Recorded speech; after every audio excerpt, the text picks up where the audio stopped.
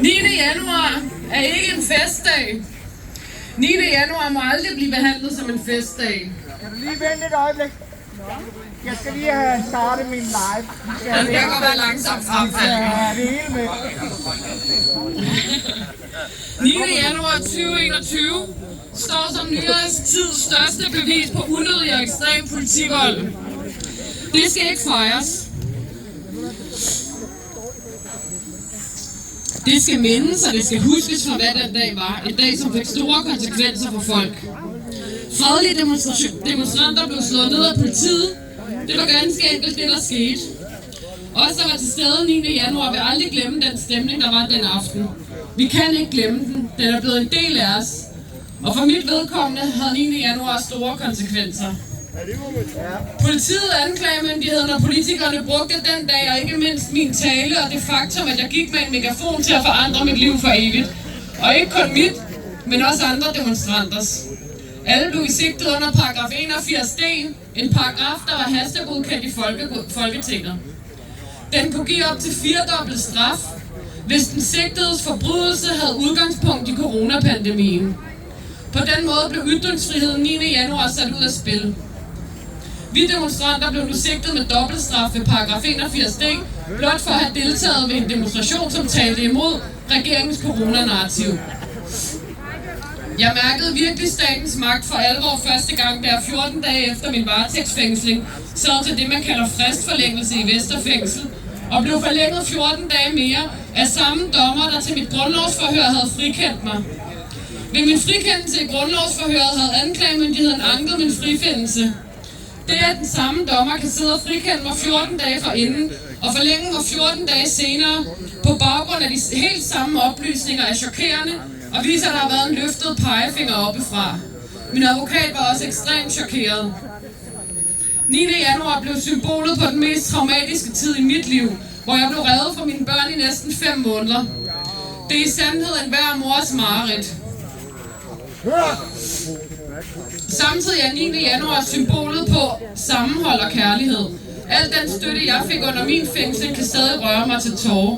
Alle de breve, jeg fik, og det var rigtig mange, fra folk, jeg slet ikke kendte, som ikke var en del af vores bevægelse, som skrev, hvor forfærdeligt det, der var sket 9. januar var, og hvor sindssygt det var, at jeg sad i fængsel, dømt til 2 år og ventet på landsretten. Det viser os, at der er noget uretfærdigt, så kan folk samles til trods for forskelligheder.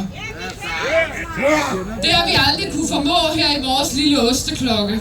Personlige problemer og egoer har spændt ben og stået i vejen for os. På den måde vil vi blive ved med at spænde ben for os selv, langt ud i fremtiden, indtil folk lærer at vokse på det personlige plan. Et andet stort problem, vi har her i Danmark, er DUP, den uafhængige politiklagemyndighed, som slet ikke er uafhængig. At politiet behandler klager over politiet, svarer til, at en tiltalt i en straffesag kan dømme sig selv. Det hænger bare ikke sammen. I fremtiden vil mit fokus være på vores retssystem igen. På ulovlige tvangsfjernelser og på pædofili, på sex-trafficking, som lige nu er en af de største industrier i verden. En underverden så ond, at ingen af os kan forestille os, hvad disse børn og voksne gennemlever. Salget af børn er på sit højeste nogensinde, og med internettet er det nemt for traffickere at sælge deres ofre videre.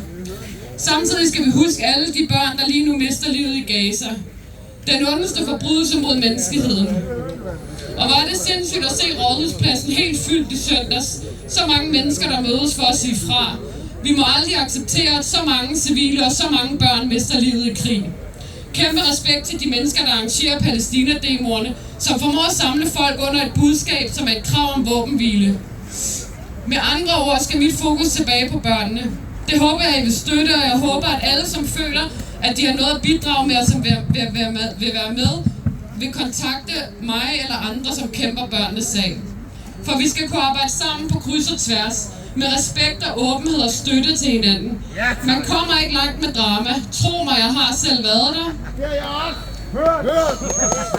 Man kommer ikke langt ved at gå bag ryggen på hinanden, tale dårligt om folk i krogene og ved at sabotere hinandens arbejde.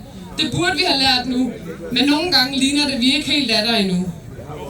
9. januar vil blive husket, Men in Black skabte den dag, og de vil for evigt blive husket som dem, der stod imod regeringens sindssyge narrativ. Og 9. januar vil blive mindet, præcis som den dag fortjener. Og jeg er evigt taknemmelig for 9. januar, for uden det, der skete, havde jeg aldrig fundet min familie. Stephanie, Cecilie, Simone og Hanan, som står ved min side gennem tykt og tyndt. Og have så tætte mennesker omkring sig og dele livet med at se hinandens børn vokse op. Venskaber så stærke, at man vil gå gennem ild og vand fra hinanden. Og jeg ved, mange af jer har fundet det samme. Og så vil jeg slutte af traditionen tro med at citere mig selv fra 9.